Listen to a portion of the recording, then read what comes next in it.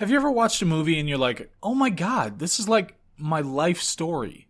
So, Rosemary's Baby. It was directed by Roman Polanski, starring Mia Farrow. It came out in 1968. It's one of the classics of American cinema. It's also starring John Cassavetes, and I know Ruth Gordon, she's also starring in it. I know she's been in some big stuff, at least in history, but I don't know her all that well. John Cassavetes, though, is a director. I don't know his movies either, but I know he's also a director who is known more for his subdued approach to like emotions and storytelling. So that probably has some kind of an impact on this particular movie. Roman Polanski, the director, also has a writing credit, and it's based on the book by Ira Levin, who also wrote The Stepford Wives, which is actually significant, but will come up in a later video about another movie that I am working on that's going to be, awesome blowout kind of a video instead of my little throwaway single movie ones, which I love, by the way, but it'll just have a lot more moving parts to it. So anyway, Rosemary's Baby. The description: a young couple trying for a baby moves into an aging, ornate apartment building on Central Park West, where they find themselves surrounded by peculiar neighbors. I've never liked that word, peculiar. It's very difficult to say.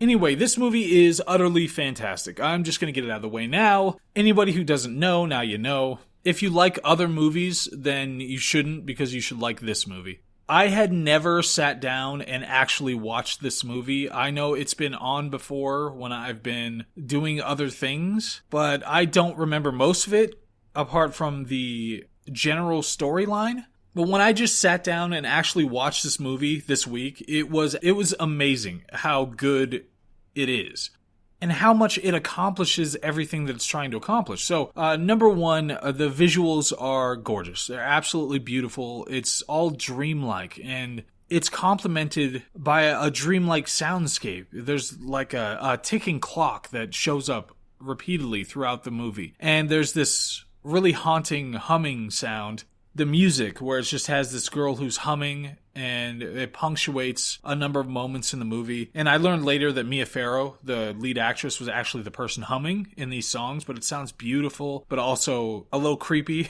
So it's really, really nice.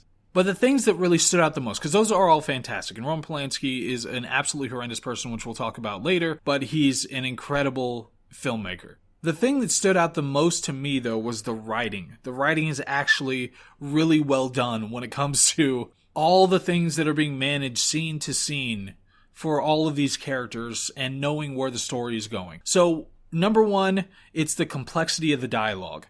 You have a lot of people that are butting up against each other in these modest domestic conflicts, which gives the interaction so much texture. So, just so you know how it works if you haven't seen it or didn't really pay attention when you did see it because you're waiting for the monster to show up or whatever. You've got this couple who are going to see this apartment, and it's a very old apartment in New York. It's really beautiful, but it's lived in, and it's been there for a long time. It has this old stuff all throughout. And so it starts out with them being shown this apartment, and they're, newlywed, or at least act that way. So they give each other little barbs and mess with each other and make jokes, and there's something really cute and authentic about it. But after they move in, they have these neighbors that they happen to get to know as a result of things that happen. There's this girl that Mia Farrow's character runs into.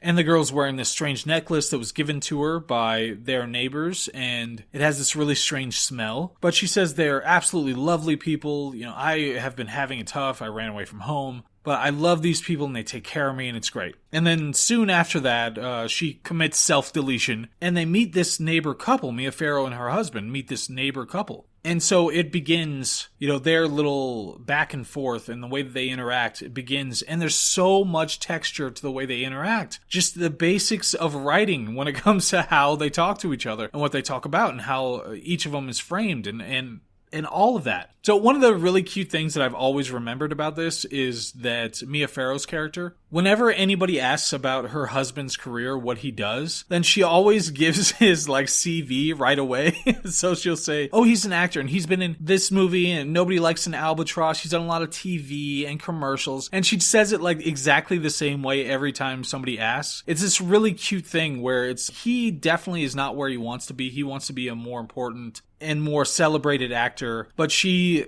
counteracts that by trying to be really proud of him and say, oh no, he's done this really great stuff, a lot of theater, and she just goes on about it. And she does that every time anybody asks, and I love it. It's such a nice little character thing, because it's defensive and supportive and shows both of their character at one time in this one little thing of repeated interaction. It's such a smart way to do that.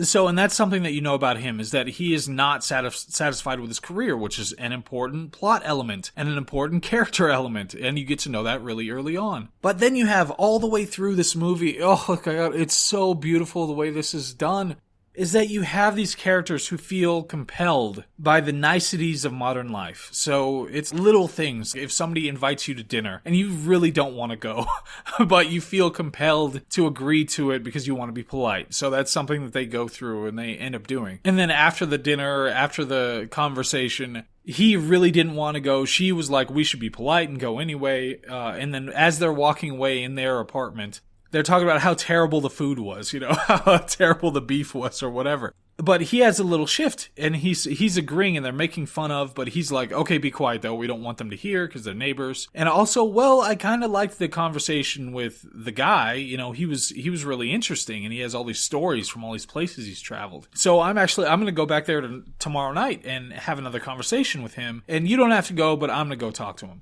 So you've already got this really subtle character shift, and you've got the way that they're interacting with this other couple is changing a little bit.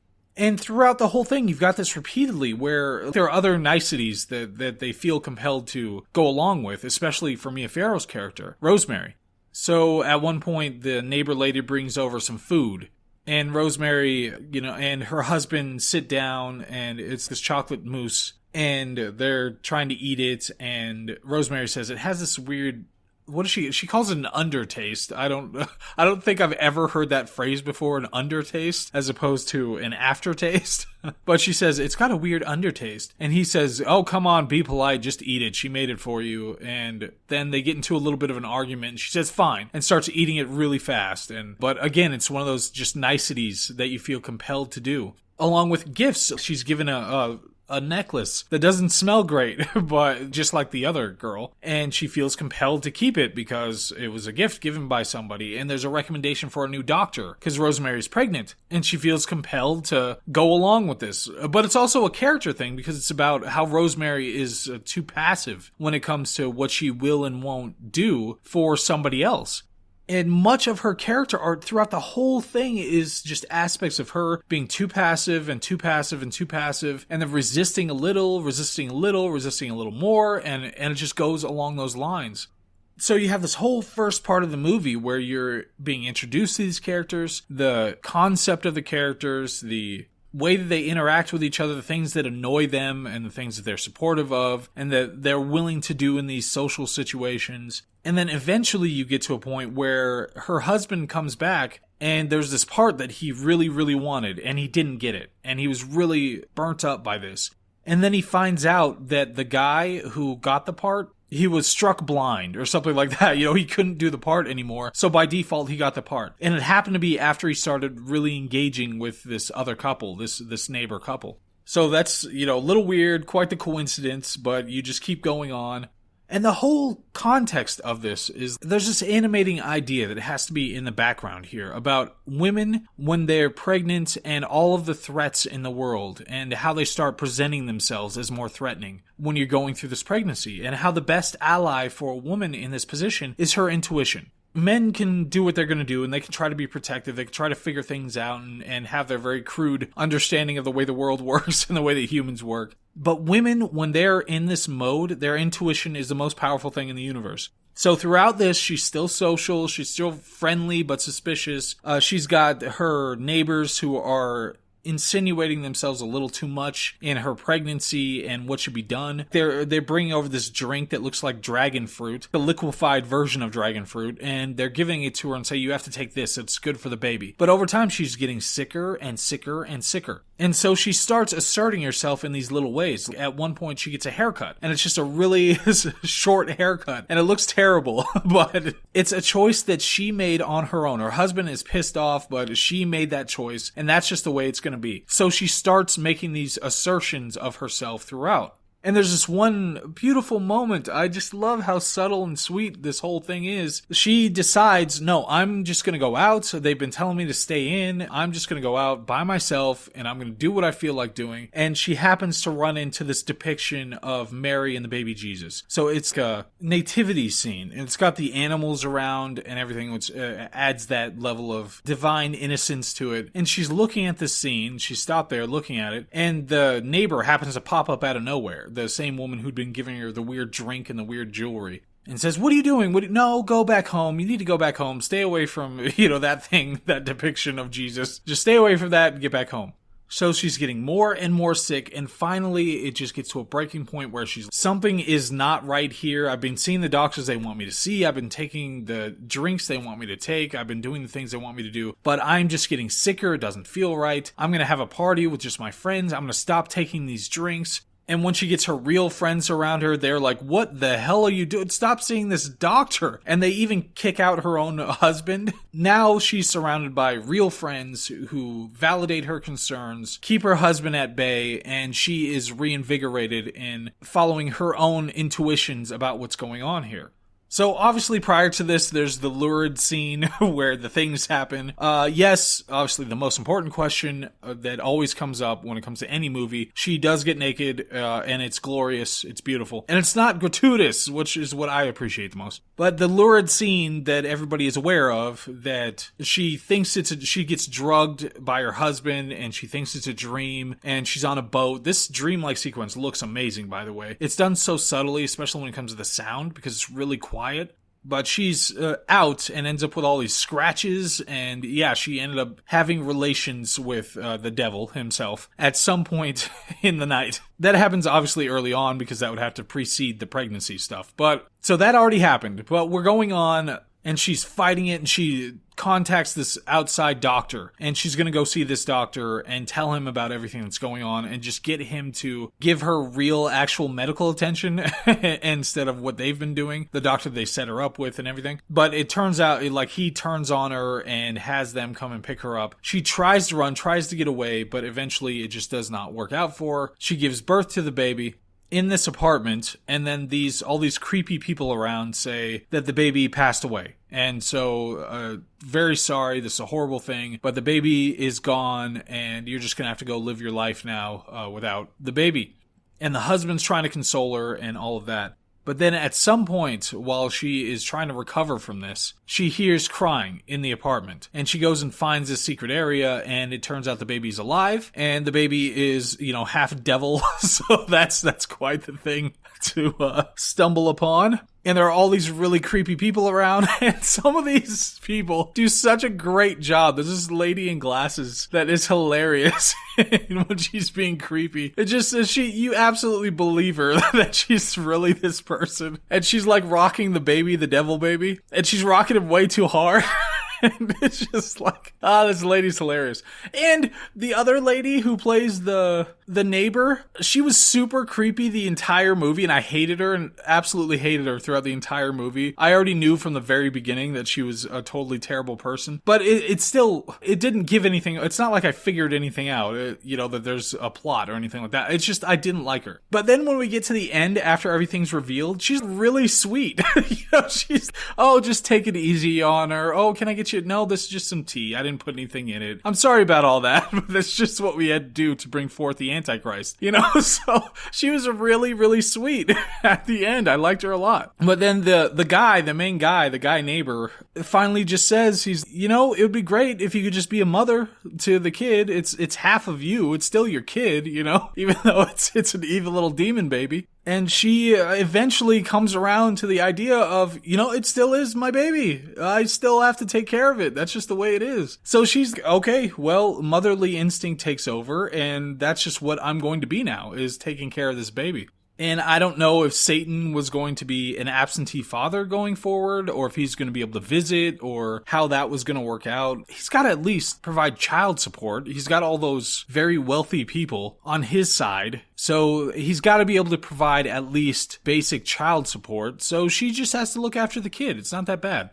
Anyway, that's the resolution of the movie. And there were A number of people were very unhappy about the way that this movie ended. Some people asserted that it would have been much better if, she goes crazy and kills the baby or something like that. And there were various interpretations about who she was and how she acted and what it all meant. For me, this is my interpretation, and then we're going to go to Roman Polanski because I think that cuts against my interpretation a little bit. So my interpretation of the movie, which is based on the book by Ira, who also wrote The Stepford Wives, my interpretation of the movie is that motherly instinct to care for and protect your child overcomes everything. It overrides all the things, whether it's politics or religion or anything else. That is the most important aspect of any of these relationships. So even if you find yourself married to an abusive husband or, Satan, or much worse, Josh Hartnett, then you still, if you guys have a baby, then you have to take care of it. That's the number one most important and powerful instinct in the history of humanity, is that protection, that motherly protection of her child.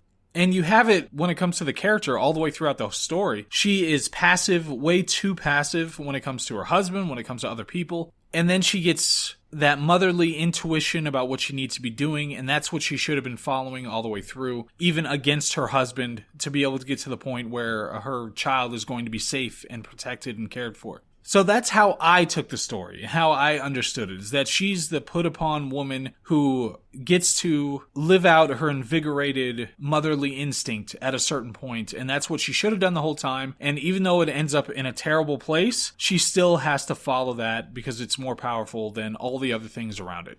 Roman Polanski is a terrible person. He's a really weird dude. And this actually came out a year before the Sharon Tate murders. So it was just before this, and there were a whole bunch of stories. I don't know how many are validated, but given it's Roman Polanski and he had to flee the country due to some impropriety related to his particular interests, I would say that a lot of those things are validated. Things like he wanted Sharon Tate to have sex with a bunch of other men while he watched. They would have these orgies at their houses, and he would engage in trafficking, and who knows what else. All of this is alleged, obviously, but I think it might be a stretch for me to think that Polanski has some inviolate faith in the motherly instinct to raise and protect her child when he then goes and acts in these ways. It's much more likely that these things, the way that he wrote the movie and framed it, is some expression of his deviant sexual interests, rather than some pure paean to the resilience of women in the face of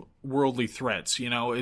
Which is sad to think about, because I really want to think that it has an excellent message at the base of this thing, but who knows? It could just be the ultimate cuck fantasy. So regardless of the depravity, it is expertly written, it's beautifully shot and acted, and it's a welcome addition to the horror canon. There are not many movies that reach this caliber of filmmaking, so I really appreciated it. Anyway, I don't know how everybody else thinks of it, how they like it or don't like it, what they think that it means or doesn't mean. Hope all is well. Let me know what you thought. I'll see you on the next one. All right, bye.